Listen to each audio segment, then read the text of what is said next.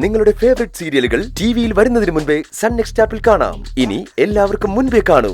ഇപ്പോൾ തന്നെ sun next app download ചെയ്ത് സബ്സ്ക്രൈബ് ചെയ്യൂ.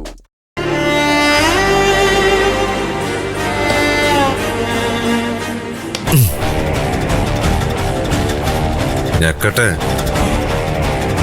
ഒന്നും കൂടി അമർത്തി ഞെക്കിയ ഈ കിടപ്പിൽ നിന്ന് അങ്ങ് രക്ഷപ്പെടാം. വേണ്ട, തൽക്കാലം ഞാനത് ചെയ്യുന്നില്ല.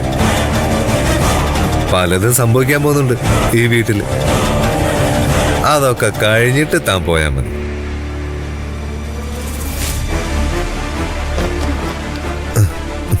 സത്യം പറയാതെ തന്റെ ഭാര്യ എന്ന് പറഞ്ഞ സ്ത്രീക്ക് ഒരു വിവരമില്ല. വേറെ വീടെടുത്ത് മാറാവുന്നു, അവിടെ ദേവിക ഉണ്ടാവില്ല എന്ന്. എന്റെ പൊന്ന് മനോഹരേട്ട, ദേവിക്ക് വേണ്ടിയല്ലേ ഞാൻ ഈ പെടാപ്പാട് മുഴുവനും ചെയ്യുന്നത്. അതാ തള്ളയ്ക്ക് അറിയൂ. നിത്യ വെറും ഡമ്മിയ. ശരിക്കുള്ള ടാർഗറ്റ് ദേവിക തന്നെ. നിത്യ ഞാനുമായിട്ടുള്ള കല്യാണം വേറെ ഒരു നാടകം മാത്രമല്ലേ. രണ്ടുപേരെയും തന്റെ കൺമുന്നിലിട്ട് നരയിപ്പിക്കാനാ ഞാൻ തീരുമാനിച്ചിരിക്കുന്നത്. അത് കാണുമ്പോ തന്റെ മനസ്സുരുകും. അതെനിക്ക് കാണണം, കണ്ട് സന്തോഷിക്കണം. കുറെ കാലമായില്ലേ എന്നെ വീഴ്ത്താൻ താനും തന്റെ മരുമകളോട് ശ്രമിച്ചുകൊണ്ടിരിക്കുന്നത്. താൻ വീണു. അടുത്തത് മരുമോളുടെ ഊഴവ. അവളും വീഴും. അവള് വീഴുമ്പോ പക്ഷെ ഞാൻ താങ്ങും കേട്ടോ. എന്റെ ഉള്ളം കയ്യില് പമ്പരം പോലെ കിടന്ന് അവള് കറങ്ങും. അതുകൂടി കണ്ടിട്ട് പോയാ മതി താൻ. കേട്ടോടൂ മനോഹരനായ മനോഹര.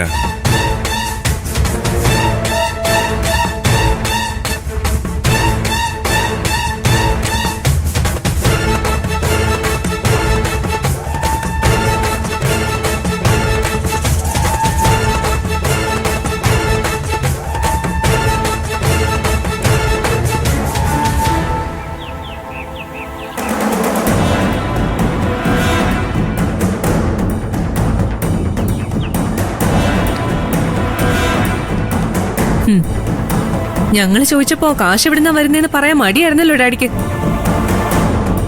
കിട്ടേണ്ടത് കിട്ടിയപ്പോ സമാധാനമായല്ലോ ഡാഡിക്ക്. സ്വന്തം തന്തം മരിക്കാൻ കിടന്നാലും ഒരു തുള്ളി വെള്ളം പോലും കൊടുക്കരുതെന്ന് ചിന്തിക്കുന്നവളാണ് നീ. എന്റെ കാശ് പോയെന്നറിഞ്ഞപ്പോ എല്ലാവർക്കും സന്തോഷം. പോയത് എനിക്ക് മാത്രമല്ല, നിങ്ങൾക്കും കൂടിയാ. ആ ബോധം ഇനി എന്നാ നിങ്ങൾക്കൊക്കെ ഉണ്ടാകാൻ പോകുന്നത്? ഞങ്ങൾക്ക് കാശ് പോയതിൽ സന്തോഷമൊന്നുമില്ല സാറേ. ഇല്ലെന്ന് മാത്രമല്ല, നല്ല വിഷമമുണ്ട്. പക്ഷെ തെറ്റ് സാറിന്റെ ഭാഗത്തുമില്ലേ.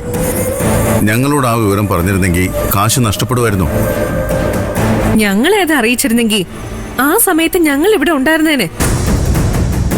ഞങ്ങളുടെ മുമ്പിൽ നിന്ന് തങ്കച്ചിക്ക് അത് എടുത്തോണ്ട് പോകാൻ പറ്റുമായിരുന്നോ?